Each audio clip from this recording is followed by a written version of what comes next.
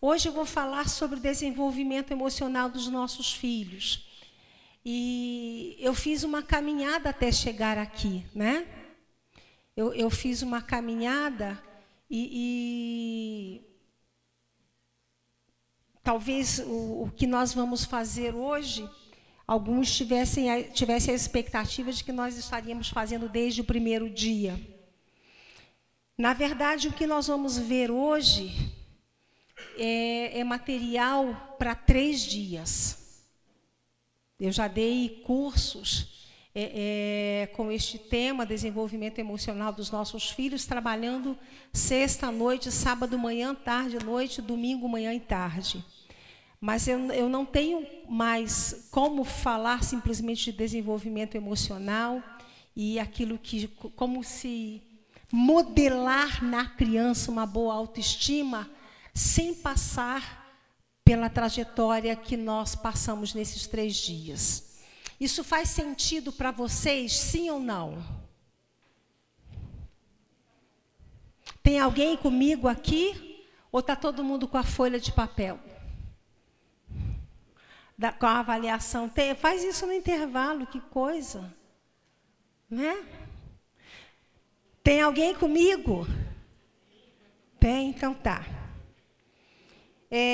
Quando eu era criança, bem novinha, o meu pai comprou o primeiro telefone da nossa vizinhança. Eu ainda me lembro daquele aparelho preto brilhante que ficava na cômoda da nossa sala. Eu era muito pequeno e para alcançar o telefone, ficava com o ouvido fascinado, ou enquanto a minha mãe falava com alguém que eu não via. Então, um dia eu descobri que aquele objeto maravilhoso, que naquele objeto maravilhoso morava uma pessoa muito legal. E o nome desta pessoa era Uma Informação, por favor. E não havia nada que ela não soubesse. Uma informação, por favor, poderia fornecer qualquer número de telefone e até a hora certa. A minha experiência pessoal com esse gênio da garrafa veio num dia em que a minha mãe estava fora. Ela estava na casa do vizinho. Eu estava na garagem mexendo na caixa de ferramentas do meu pai, quando bati em meu dedo com o martelo. A dor era terrível, mas não havia motivo para chorar, uma vez que não tinha ninguém em casa para me oferecer colo e para ouvir o meu choro. Eu andava pela casa chupando o dedo, dolorido, até que pensei, o telefone. Rapidamente eu fui até a casa, saí do porão, peguei uma pequena escada e coloquei em frente à cômoda da sala. Eu subi na escada, tirei o fone do gancho e segurei contra o ouvido. Alguém atendeu e eu disse, uma informação, por favor? Ouvi uns 2 ou 3 tiques e uma voz suave e nítida falou ao meu ouvido, informações? Eu machuquei o meu dedo, eu disse. E as lágrimas vieram muito facilmente nesse momento. Agora que eu tinha audiência. A sua mãe não está em casa? Ela perguntou.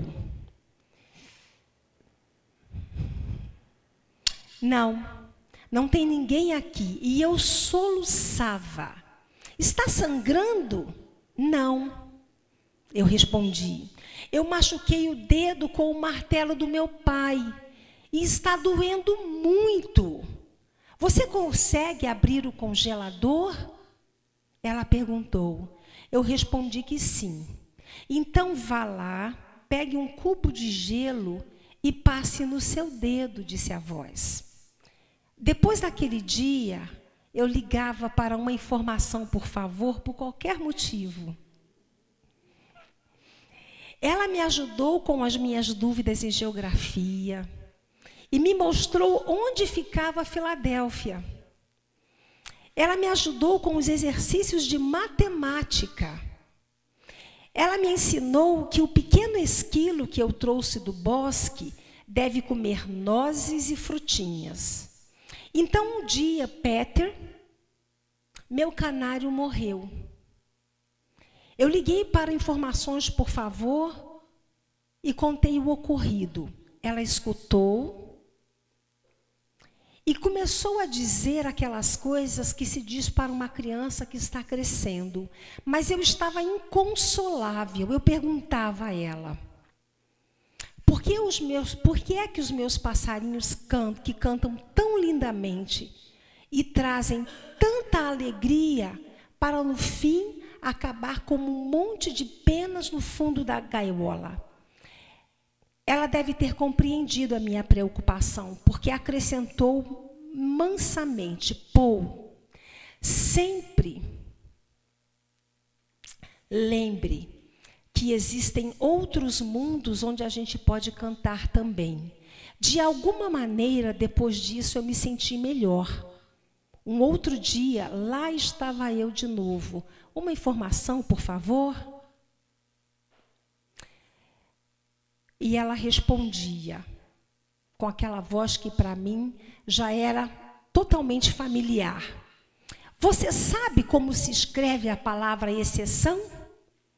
Tudo isso aconteceu na minha cidade natal. Quando eu tinha 9 anos, nós nos mudamos para uma outra cidade que não era tão próxima. Eu sentia muita falta daquela minha amiga. Uma informação, por favor? Ela pertencia àquele velho aparelho telefônico preto. E eu não sentia nenhuma atração pelo novo aparelho branquinho que a minha mãe comprou e que ficava na cômoda da nova sala. Conforme eu crescia, as lembranças daquelas conversas infantis nunca saíram da minha cabeça, da minha memória. Frequentemente, em momentos de dúvidas ou de perplexidade em relação às circunstâncias da vida, eu tentava procurar recuperar o sentimento calmo de segurança que eu sentia naquele tempo, quando eu ouvia informações e eu dizia tudo aquilo que eu estava precisando naquele momento. Hoje eu entendo como ela era paciente, compreensiva, ao perder tempo atendendo às ligações de um menino. Alguns anos se passaram. Quando eu estava indo para a faculdade, meu avião fez uma leve escala, teve uma escala na cidade onde eu morava na minha infância. Eu teria mais ou menos meia hora entre os dois voos. Falei ao telefone com minha irmã, que morava ali há uns 15 minutos. Então, sem nem ao menos sentir que estava fazendo isto, eu disquei o número da operadora daquela cidade natal e pedi: uma informação, por favor?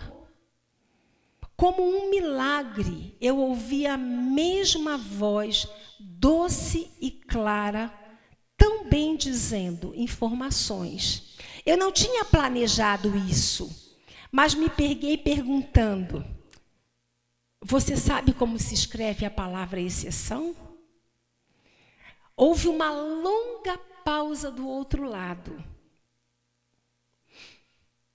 Então veio uma resposta suave: eu acho que o seu dedo já melhorou, Paul. E eu ri. Então você é você mesma, eu disse.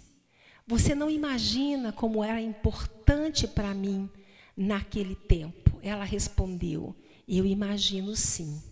E você não sabe, Paul, o quanto significava para mim as suas ligações.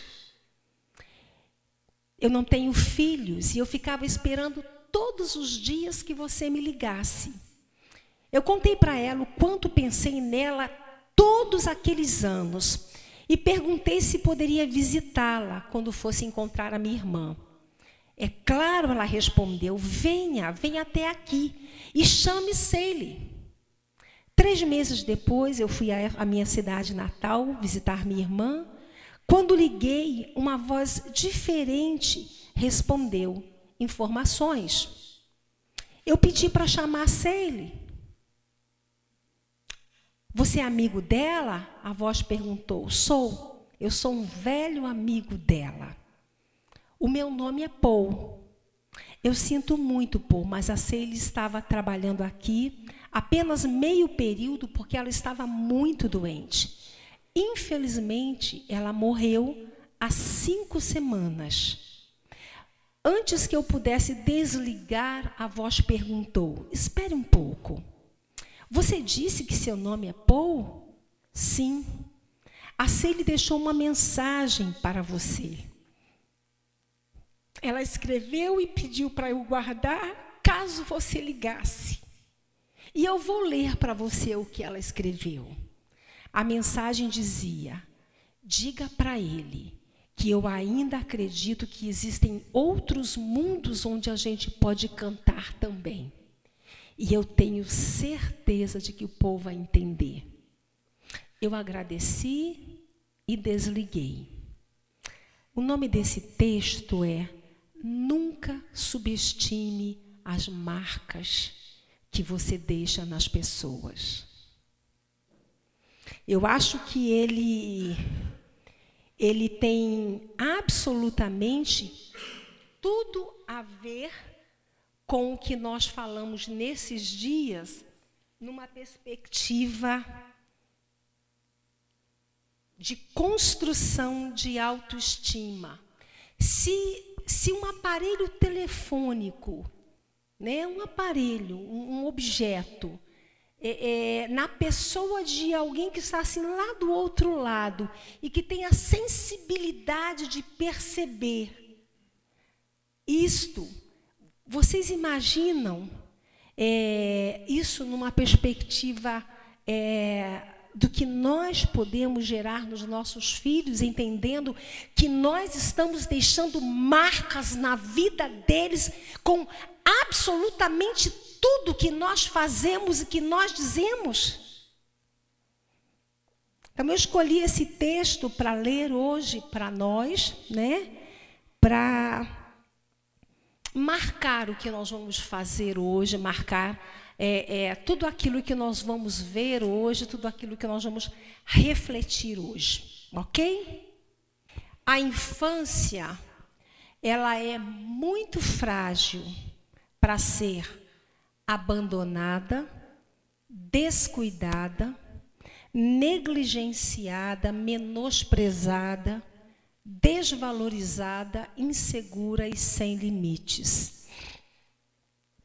Se vocês lembrarem do primeiro dia, quando eu usei aquela metáfora em que eu perguntei se você entregaria aquilo que é precioso para você, para que qualquer pessoa cuidasse, na verdade, algumas coisas daquilo que nós falamos a respeito de por que você não daria algo precioso para você, para que qualquer pessoa cuidasse, está embutido nas respostas em cada uma dessas circunstâncias, onde mostra que a frágil infância pode ser tremendamente prejudicada por conta do abandono, do descuido, da negligência, do menosprezo, da desvalorização, da insegurança e da falta de limites. Ok?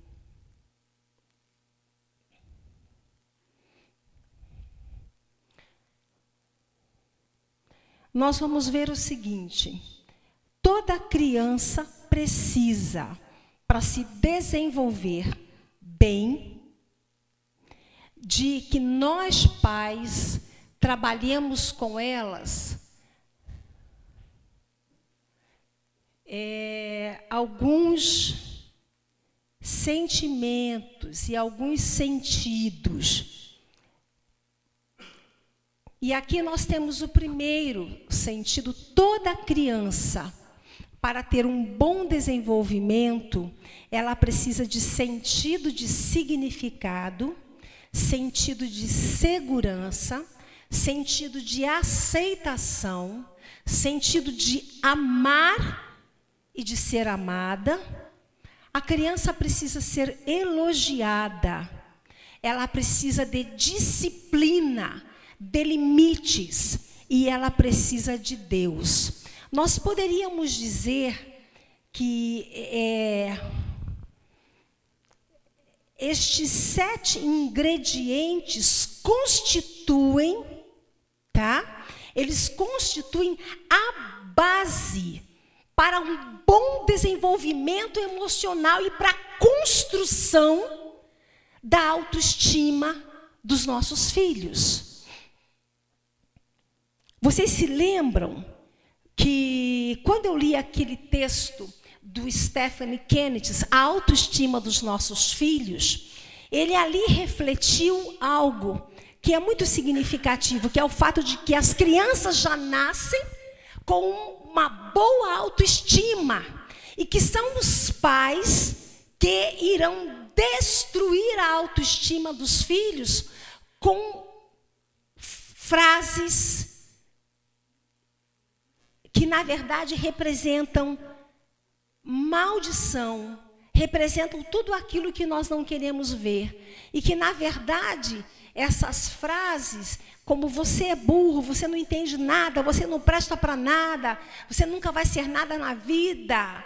E frases como esta, ou deixar de dar atenção, ou deixar de gastar, investir tempo, né? Tudo isso como complemento. Tudo isso complemento no sentido de nós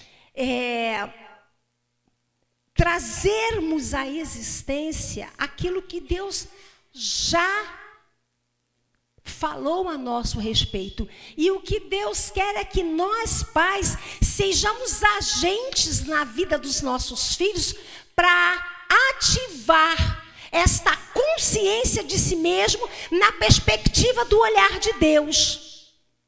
Na perspectiva do olhar de Deus. E no livro esqueci o nome. Do pai. Como é que é?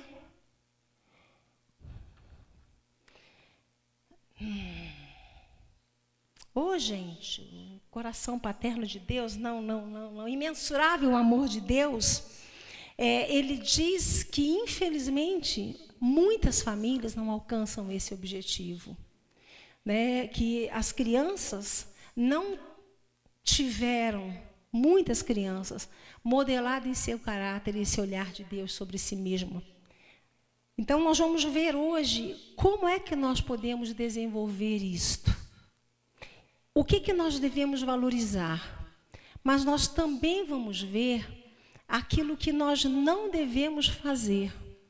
Porque quando fazemos, nós estamos destruindo aquilo que ela já tem de Deus em relação a como Deus a vê, como Deus quer que ela se desenvolva. Então, o que nós devemos evitar, né? Eu gosto, por que eu coloco esse porquinho, né? Que representa um cofrinho? Porque eu quero que vocês pensem que os seus filhos, que os nossos filhos são como um cofre onde nós fazemos depósitos. Então, nós vamos dizer que quando nós entendemos a preciosidade e a importância do desenvolvimento emocional dos nossos filhos, nós vamos chamar a vida emocional de nossos filhos de conta bancária emocional. E todas as vezes que eu faço aquilo que eu preciso fazer, que é saudável para um bom desenvolvimento, eu estou fazendo o quê? Depósitos. E todas as vezes que eu faço aquilo que, na verdade, eu deveria evitar, que eu não deveria dizer, que eu não deveria fazer, eu estou fazendo retiradas, eu estou destituindo, eu estou diminuindo aquilo que, na verdade, eu deveria estar investindo, né? Exatamente como a gente... Olha, o meu porquinho fica balançando o rabo, aquele lá não. É sério. Ele está balançando a navinha. Então, como desenvolver? O que eu tenho que valorizar? O que eu devo evitar? Então, assim, como é que é essa conta bancária? Quando é que eu estou fazendo depósitos na conta bancária emocional do meu filho? E quando é que eu estou fazendo saques na conta bancária emocional do meu filho? O que significa na vida dessa criança quando eu faço depósito na conta bancária emocional? E o que eu causo na vida dele quando eu faço saques na sua conta bancária emocional? É literalmente diminuir, destituir, tirar, quando, na verdade, eu deveria estar colocando. Então, vamos lá. O lar é uma janela através da qual olhamos para os outros. Ela influi, no modo como nós vemos o mundo e o modo como nós pensamos que o mundo nos vê. O lar é como um espelho no qual desenvolvemos os conceitos que fazemos de nós mesmos. Lembra quando eu falei de o que é autoestima? A autoestima tem a ver com o conceito que eu tenho a meu respeito. É como eu penso a meu respeito. Vocês se lembram dos 2 elementos que compõem a autoestima e nós falamos ontem? A autoestima é uma equação, é uma soma. A autoestima é igual a autorrespeito mais autoconfiança. O que é? Então, vamos lá.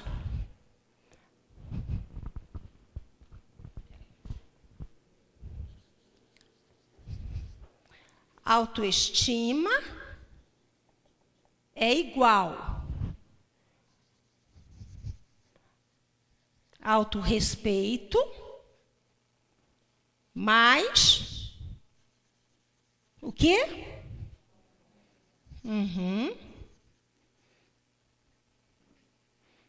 Esse trem fica balançando, engraçado. O que é autorrespeito?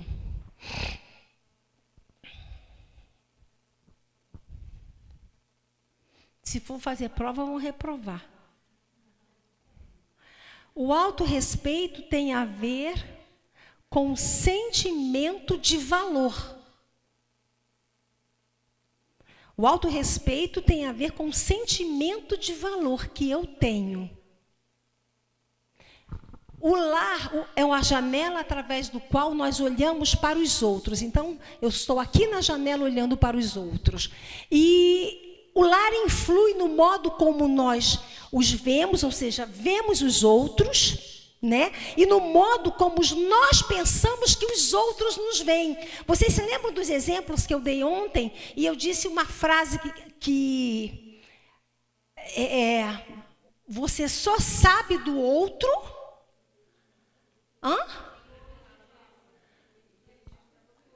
o que ele me diz.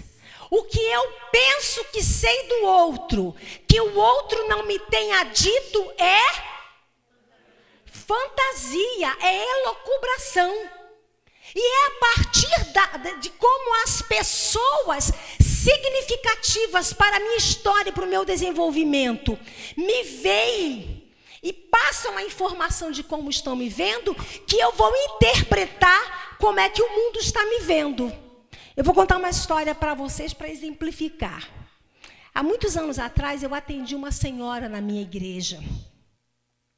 Linda. Imagina uma coroa enxuta, que quando ela chegava no culto, se o culto já tivesse começado, a igreja cheia, ela entrava e todo mundo olhava. Mas não olhava porque ela é bonita, ela chamava atenção, ela passava. Eu lembro que ela tinha o carro dela na época, era um Monza Classic, era o meu sonho de consumo. Não sei se vocês se lembram, o Monza Classic foi um carro com edição limitada, ele tinha umas cores maravilhosas. Então, aquela mulher era assim, muito chique. E ela me procurou. Então, vamos lá entender.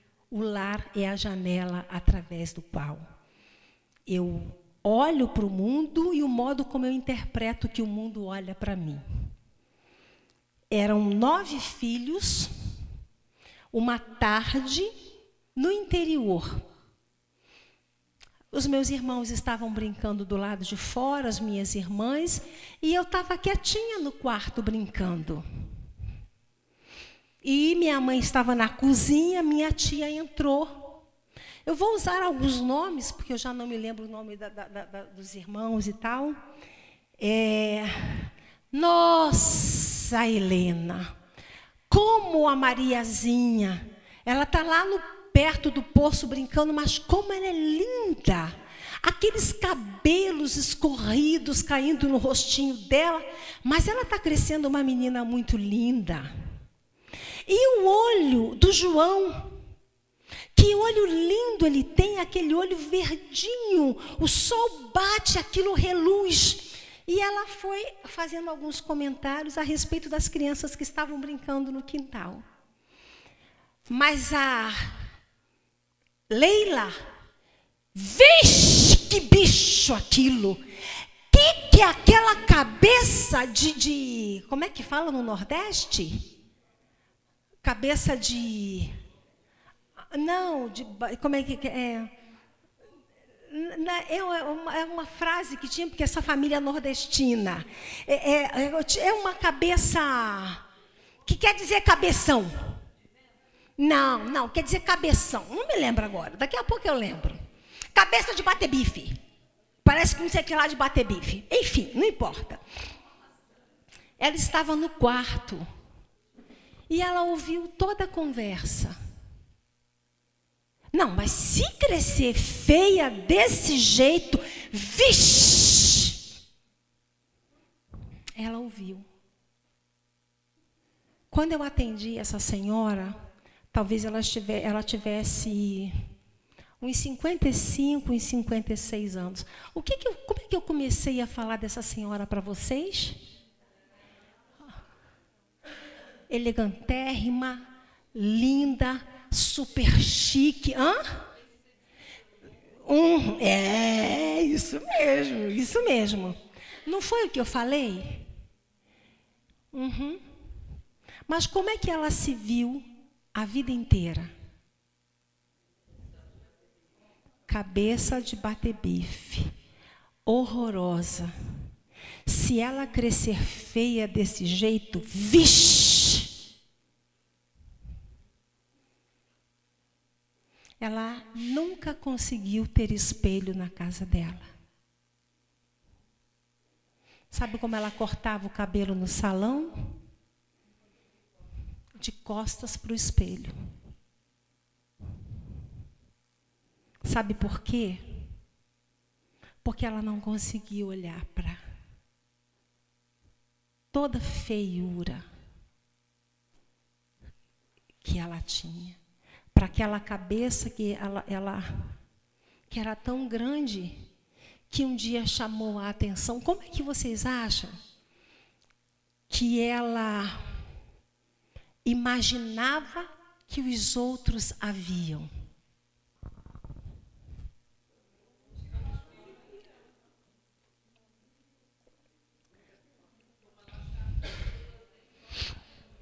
Como ela achava.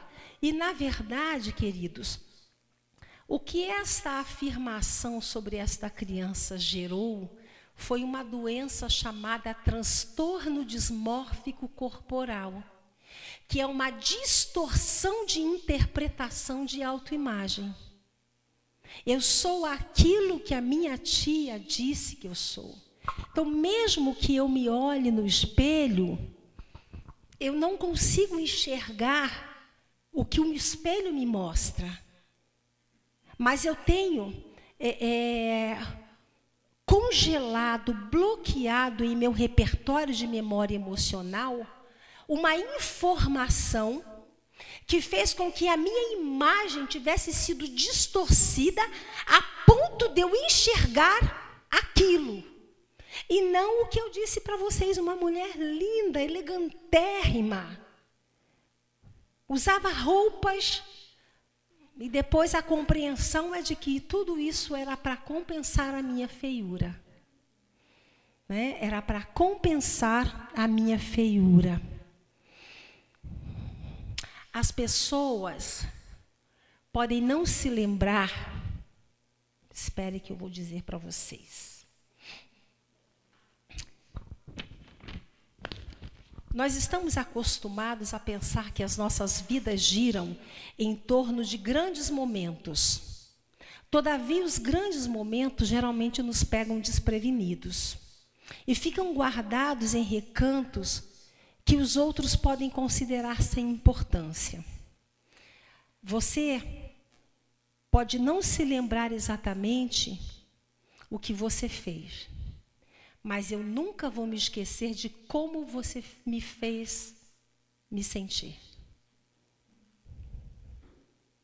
Vamos lá? As pessoas podem não se lembrar exatamente o que fez ou o que disse, mas elas sempre se lembrarão de como você as fez sentir-se. Faz sentido? Faz, né? Os fundamentos necessários para as relações interpessoais são assentados nos primeiros anos da infância. O modo como nós chegamos a ver e a valorizar ou desvalorizar a nós mesmos será baseado grandemente nas avaliações feitas pelas pessoas significativas da nossa história. Fecha o que eu trouxe como exemplo. Moldar vidas exige tempo, tolerância, paciência, fé, abnegação, amor e muito trabalho. Tais atributos têm um papel importantíssimo na satisfação das principais necessidades emocionais dos nossos filhos. Quais são as necessidades? Vamos lá? Vamos deixar aqui escrito para que a gente não se esqueça. Vocês se lembram quais as necessidades? Digam que eu vou escrever.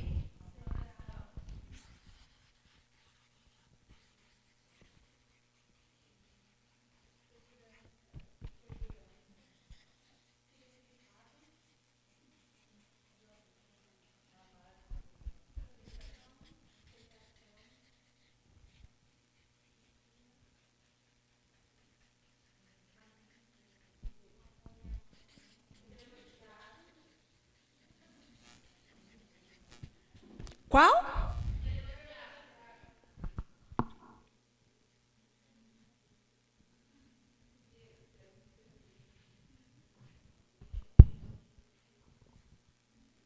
Não está faltando?